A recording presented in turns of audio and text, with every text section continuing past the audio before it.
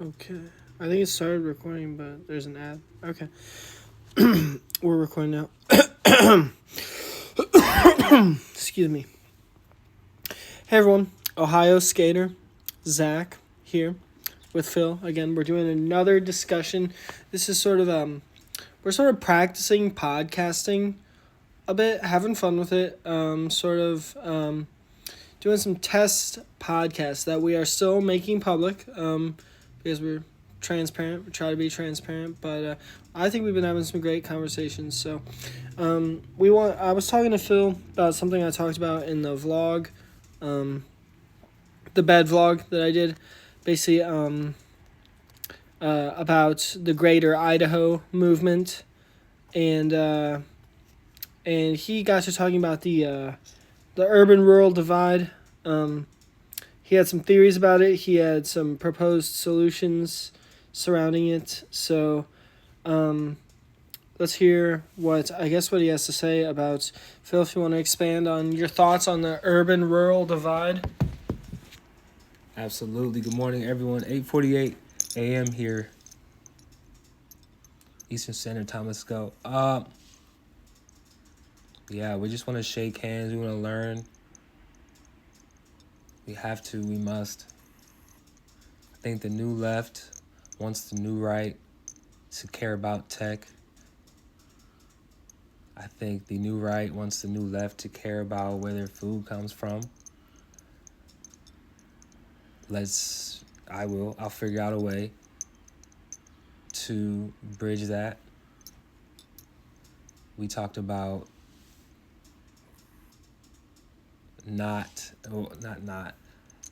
we talked about building around nature instead of tearing down nature and then building something. Like, I'm challenging architects and the construction field to get a little more creative than just plowing trees down for a neighborhood. How can we build a neighborhood, again, around what's already there?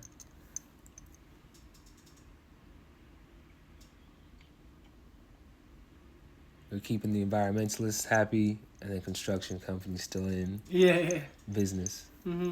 That's one example. It's all about. I was talking about buildings that look good in nature, buildings that blend in with nature, not these very very harsh looking buildings you see in a lot of American cities that once you get out of the country and it's just a lot of these harsh looking buildings, and things are a lot of cities have bright lights and they can be amazing and very exciting places, but a lot of places you go to in these cities across America are quite gloomy, depressing looking, and let's get it mixed in with some nature. Let's get solar punk vibes. You know what I'm saying? Solar punk vibes, stuff like that. Integrated, the people in human settlements integrated into nature, because humans are animals, and we're supposed to have a natural habitat of our own. So let's make it a real natural habitat, the human habitat. We gotta start thinking of it like that. So. Absolutely, I like that. The human habitat. We've settled. We got to this point in civilization where it's pretty comfortable, right? We have a model that works. But I think that from my research and conversations with colleagues on both sides of the aisle, it's going to take the Libertarian Party to broker a lot of this, until we are in position to, do the deals ourselves, have the leverage to. So, old right, old left look to the Libertarian Party and their candidates and leadership to, Yeah, my bad. I didn't mean to cut you off, but what I was saying, it's like you have the Democrats and you have the Republicans. You picture a hardcore Democrat, you picture a hardcore Republican. they come off as very very emotional, very moved by emotional. You picture a libertarian, the libertarian comes in, they're the rational person in the room, the rational person that says to the Democrat and the Republican, okay, Democrat, what are your interests? Where are your interests at? Yeah. Republican, where are your interests at? And the Libertarian can come in and say, okay, we want to accomplish both of your interests. Where do these interests, how do these interests intersect? And what can we do to please both of you? That's a rational perspective. And, libertarianism teaches all about self-interest. Self-interest is one of the main things I've learned from libertarianism is about self-interest. And the reason I'm a mutualist is because it's about wherever you can have mutual interests, wherever self-interest can align, wherever you can have mutual interests. This is sort of like what Walter White would say a lot on Breaking Bad when he's dealing with gangsters and stuff like that. He would talk about mutual interest because he had to survive in the meth world. You know what I'm saying? So mutual interest can go a long way. Walter White survived off of mutual interest in that show. He would always say, "What are the mutual interests?" You know what I'm saying? Like where. That's fine. Where you know what I'm saying? So yeah. I know now. I didn't know that. Yeah, I've been rewatching Breaking Bad and I've been picking that up. When he talks about mutual interests, he'll say like, "Where do our interests align?" Like when he's in survival mode, basically dealing with tough gangsters that could kill him. So yeah. Sounds like Walter White was libertarian to me. Yeah. He's in the drug game in that film, and we want to decriminalize most drugs, all drugs. Pretty sure all drugs. We'll figure out some structure around it, county by county, city by city. Yeah. But my personal one, I'm still developing that stance, so I'm not running yet. But I think the party knows, especially in Ohio, that my name's going to be in there sooner than later. Let's just build this company first. Yeah, Phil's going to run for office, but he's got to build up his company because you need that that business credibility. That goes a long way in politics. If you can say you've ran a successful business and then you run for office, you can point to your successful business and that's one of your accolades. And it's money that I don't have to take from donors. Yeah. Fund your own campaign, Donald Trump funded his own campaign, basically. So, yeah. So, what I need from the people then is I don't want your money, I just want you to be active. Committed to the cause, basically. Yeah. Because we're talking about, and this is peaceful evolution, people, like we talked about the other day. This is peaceful evolution. Very much so. Yeah. It's like, all right, I just helped the right and the left, brokered a deal. Now I have two parties asking me, all right, what do you want now? Yeah. Building a network. Obviously, there are going to be people of all stripes who are sympathetic to an individual who fights for the people, in general, So, because when you fight for the people, it's there is no left and right. There's just the people's needs, So, yeah. No, we're gonna be good.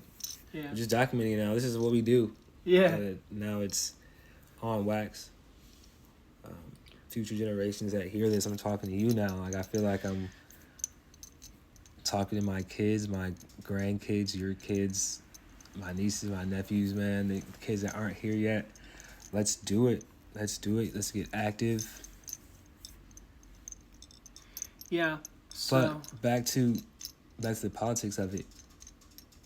When the left and right, once we broker their deal and then everyone gets what they want and it's because of us, they're gonna come back by the grace of God and say, okay, what do you want now?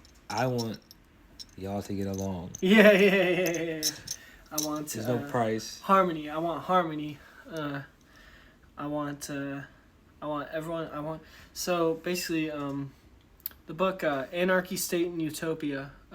Nozick by Nozick. I think his first name was Robert Nozick. He was a minarchist actually, but still wanted a sort of voluntary system. And in the book Anarchy, State, and Utopia, he explains very well how the only utopia that is possible, because everyone has different interests, so everyone has a different form of utopia. So the only way you can make a system utopian for everyone is if everyone can basically have their slice of their own little what they consider utopia.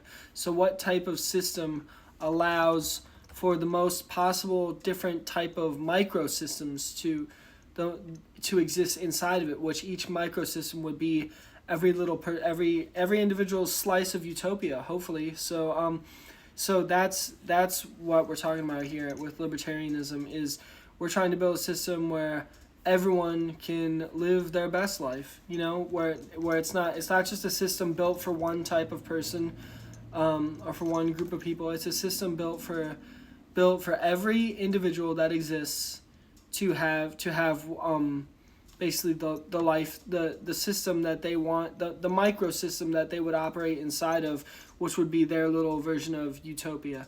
There's no other, you cannot have any other utopia because people are individuals and not everyone's going to agree on it. You can't have a set system. You have to have a system of systems, if that makes sense. Yeah, so.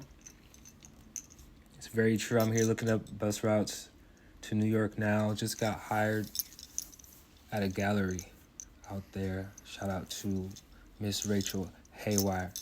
So I'm looking up where I should get off and expand libertarianism. You dig? She calls herself the cultural futurist, the philosopher queen. There's a lot of great titles. But she owns a gallery, and it's time to expand. Cash expanding down south. Phillips going up northeast. Zach's gonna hold it down. Angelo show tomorrow. So much going on. Yeah, so Phil was gonna go to Florida, but then he got hired at this job, big deal, art gallery. He's gonna be doing social media. And so he's changed his plans, and now he is heading to New York City, the biggest of big cities in America. So while I'm talking about Spokane over here, kinda bumfuck nowhere, Phil is going in the opposite direction. He is going to where everything is basically happening. But like I said, everyone has different preferences. So Phil's gonna be kicking it in the big city, living that big city life, and for a little bit. Yeah. I'm gonna go for a week first and get a lay of the land, and then I have to be back here for a show on March 14th. So between March 5th or the 6th. For a week, come back with the 12th or the 13th, because I'm basically going to get trained, hired in, things like that. Because it doesn't open until the 22nd. Okay. So I'm just going to train, and then on March 14th, we have a showcase back in Cleveland that we're hosting at Breakthrough Sounds Recording Studio. So, we'll be back. I'll be back for that.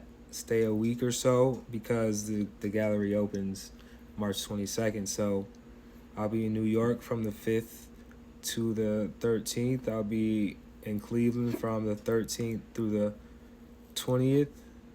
And then I'm spending my birthday in, looks like,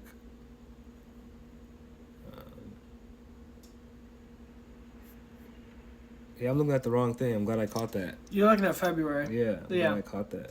Yeah. Boom. So we can go to March. It'll still show February at the top. Yeah. NYC, March 6th through 13th. Cleveland, March 13th through 20th. NYC, March 20th through 27th. And then that's my birthday weekend. So maybe I'll come home. Maybe I'll maybe other guys will come out to New York. I'll be out there. So I'll be 32 in a little bit. 32. And I'm 28. Phil's 32. Phil's in his 30s. Old man over here. Nah, I was just telling him the other day how your 30s is not old yet. Your 30s is not old yet. So I said, Phil, do not feel old because you are not an old person. 30s is not old yet, people. People are living longer. People are living long lives these days. You know, your 30s is not old, people. So. It's the second third of life. Yeah, it's the second third of life. We were talking about this the other day. You can break life into 3/3. Most people live to around 90 years old, so it's the second third of your life. And we were talking about how it's the part of your life where you definitely have to work the most. Because you know, when you get older, you have retirement. When you're young, you're a kid. You have that the second third, the middle third. You have to is when you have to sell your soul a little bit. But 30 to 60. Age 30 to 60. Don't sell your soul, but I know what he's saying. We know what he's saying. We get it. Head down and man, I'm ready. Shit, it's I'm doing social media work. I'm coming off of warehouse work. This is about to be a breeze. So this is gonna be nice. I'm already doing it. I'm already taking pictures and things like that. I clearly picked up on our uptick. Everything's up. Like the money's up from zero. You know what I'm saying? It's not zero anymore. Views are up. Engagement is up. Speaking of engagement, find that woman, find that man. Know your ring size. Yeah. And let's have some kids, y'all. Come on, damn. That's why I'm excited to go out here. See, now I'm going to focus on the Chelsea district, get the lay of the land digitally first, then go get it in real life. Yeah. Follow some people. There's a lot of authors. I'm going in a heavy author-centered, reading-centered people. These people are, you know, fine art collectors, things like that, in our age range. So I'm gonna hang out with the new right, they say, and I'll give them a libertarian perspective. And I'll bring back the message, what they're looking for. And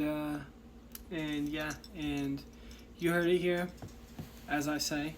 I've been saying that a lot. You heard it here. You heard it here on the practice, the sort of test podcast, the sort of practice podcast we've been doing. Zach and Phil, Ohio Skater YouTube channel, Libertarian Party, 2020 Innovations. You know what it is, essentially. So, So I think we're good on. I think we're good with this one. We'll peace out. Gonna upload this right away, and we'll go about our days. We both got shit to do today. So, yeah.